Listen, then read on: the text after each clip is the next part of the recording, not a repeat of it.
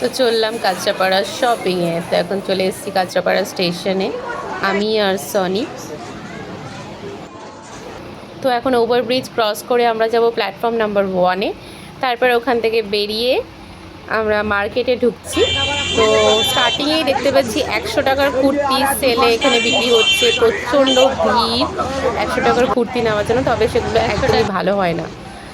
তারপর এই দেখো, দেখতে পাচ্ছ বিবেকানন্দ যে মার্কেটটা ছিল, যেটা আগে ফুটে ছিল, তো সেখান থেকে ওপরে বড় একটা কমপ্লেক্স রেডি হয়েছে, মা লক্ষ্মী কমপ্লেক্স। এখনও সেটা স্টার্ট হয়নি।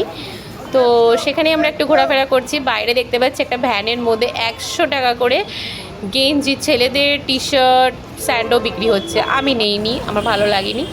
তারপরে দেখতেই পাচ্ছ এই লিপস্টিক উঠে দেখো, গেছে, রাস্তার মাঝখানে লিপস্টিক লাগাচ্ছে আর সব লোক দেখে দেখে তাকাচ্ছে। তো তারপর ঢুকে গেলাম স্টাইল বাজারে। স্টাইল বাজারে আমার কালেকশন খুব একটা ভালো লাগেনি, সেই একই ধরনের ড্রেস দেখলাম। তো ওখানে একটু ঘোরাফেরা করে দেখে টেকে বেরিয়ে এসেছি আমরা। কিছুই নেইনি এখান থেকে, কারণ এখানে কিছু পছন্দ হয়নি। দেখো ড্রেস দেখছি, কোনো ইউনিক কোনো কালেকশন নেই। তো বেরিয়ে গিয়ে ফুচকা খেতে না লাগলাম। বলো, কি বলবো, শপিং হয়নি কিন্তু ফুচকা খেতে চলে এসেছি। কিছু পছন্দ হচ্ছে না, কিচ্ছু ভালো না। স্টাইল বাজারে একদম বাজে বাজে কালেকশন, ভালো না কিছু না। এখন আমরা যাবো বিশালে, তাই আর তার আগে কি করবো আমরা? ফুচকা খাবো।